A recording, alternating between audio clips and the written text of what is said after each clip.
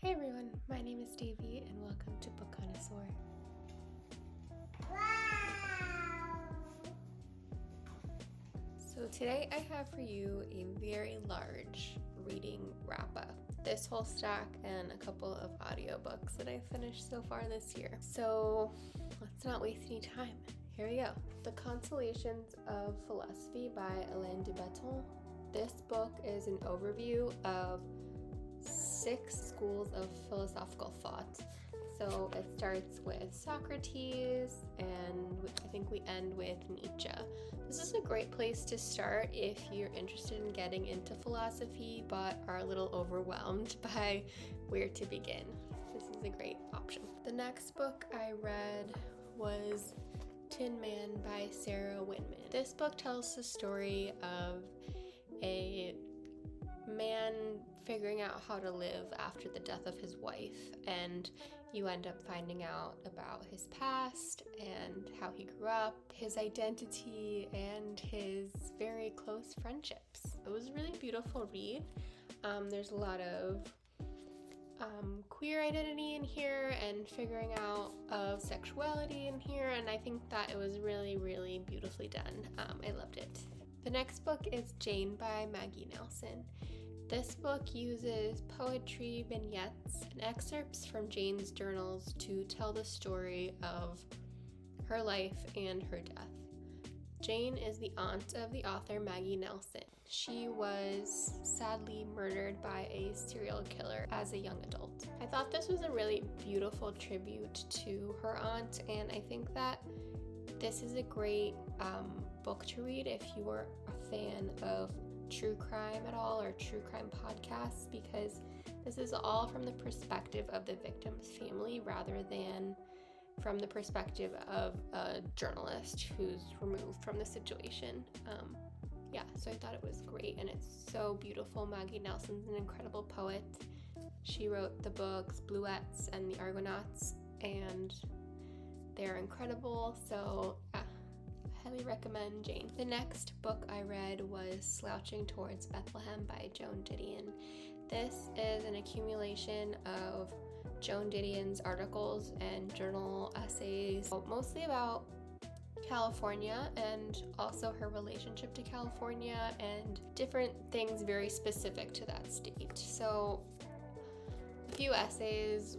One that really stuck with me was this essay about Joan Baez, the singer, and she started a school, and it was basically like a school teaching peace, and like a very hippie school, and the neighbors in the town where it was located were not happy about that. So very interesting.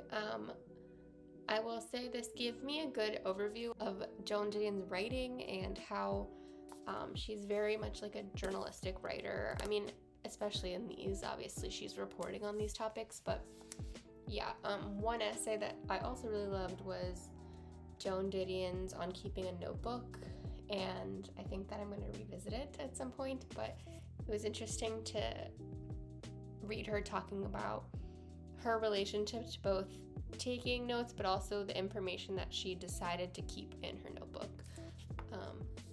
This is a great place to start if you've never read any Joan Didion. The next book is Bonjour, Tristesse by Françoise Sagan, and this is a book all about a teenage girl and her dad, and they're sort of living this like bohemian life in the 1950s where they don't take things too seriously, and they're on this vacation, and a friend of the daughter's mother decides to visit them, and she's sort of like a mentor to the daughter, and it's all about female relationships. It was so good. I think I'm gonna read this every summer. I absolutely loved it. It's a perfect summer read.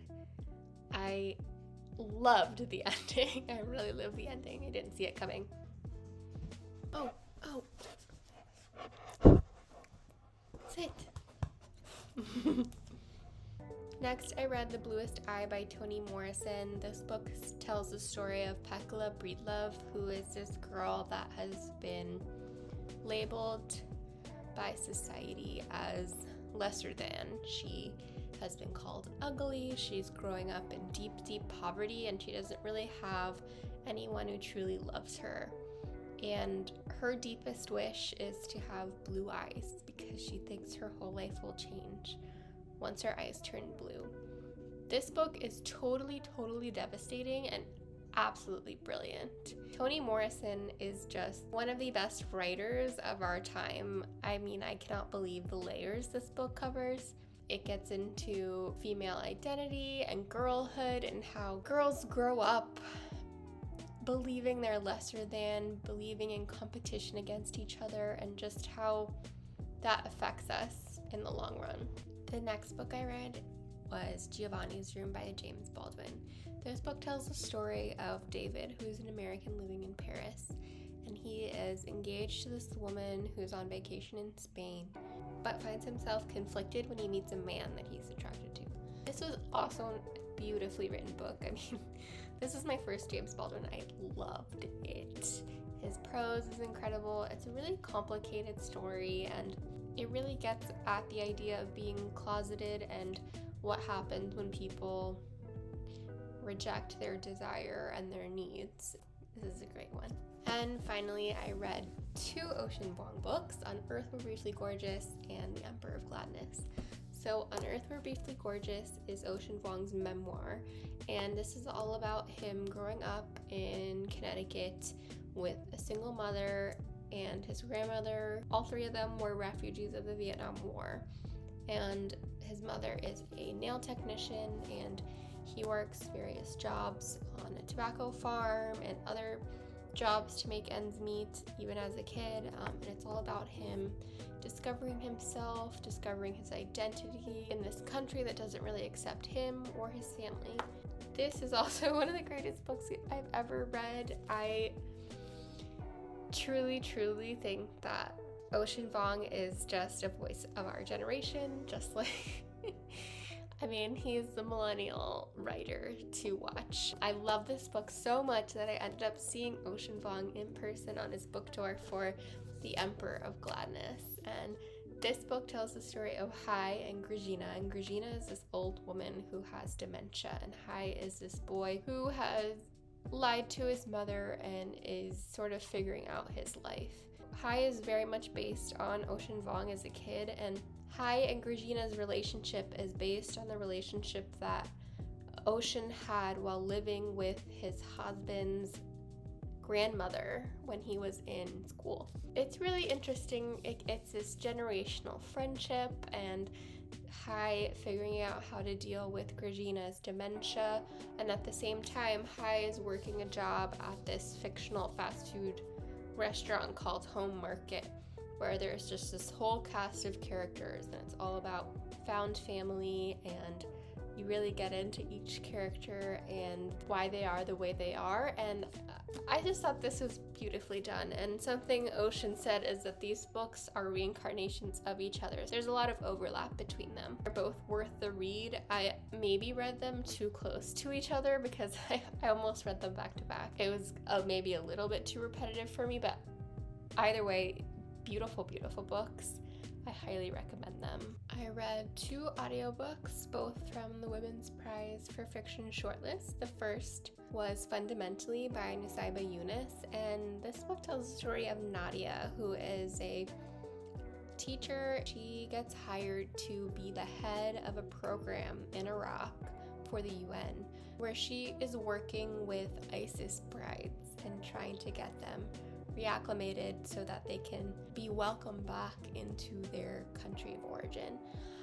I had really high hopes for this, and I did enjoy most of this book. I mean, Nadia is just this like kooky character, which you really wouldn't expect for someone who has such a serious job, and I think that kookiness really peaked at the very end, where I was just like, what is going on? You get to know the characters who are working with her in the UN, and there's also some of the ISIS brides you get to meet as well. And there's one bride in particular who Nadia really connects with because they're both from the UK, and Nadia basically sees a younger version of herself, or what could have happened to her as a kid, in this young bride who's now no longer welcome in the UK. I do think it's an important read. I didn't love it, especially the ending sort of threw me. It was a very convenient ending, so that's my only criticism for the book. The other book I read from the Women's Prize for Fiction shortlist was All Fours by Miranda July.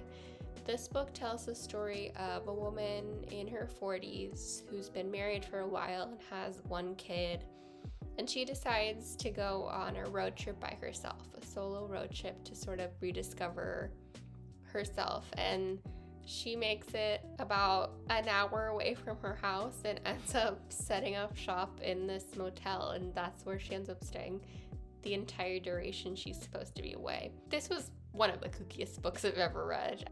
She develops an obsession with this younger man who's living in this random town in the middle of nowhere, California. Anyway, it's really interesting, and then you get to see what happens while she's alone, but also like the repercussions of her decisions after she gets back. I think it's all about this middle-aged woman rediscovering herself after becoming a mother and after living this, idyllic life as a wife and a mother. And also she is like famous. It's never specified what exactly she's famous for, but it sort of reminds me of Miranda July in particular, because like I knew who Miranda July was before this, and I've seen like one of her movies, but she's an artist, a filmmaker, she's sort of a creative in general. Yeah, so if that's your vibe, if you like sort of like weird lit fic, this is a great option. That was everything I needed to cover for this first half of the year. Follow me on here for some more videos on books, perfume, other knickknacks and whatnot. Some cozy content to come. I also have a TikTok that's pretty active. If you want to follow me on there, I do more recent reviews individually of all of these books. So thanks for watching, and I'll be back soon with another video. Bye.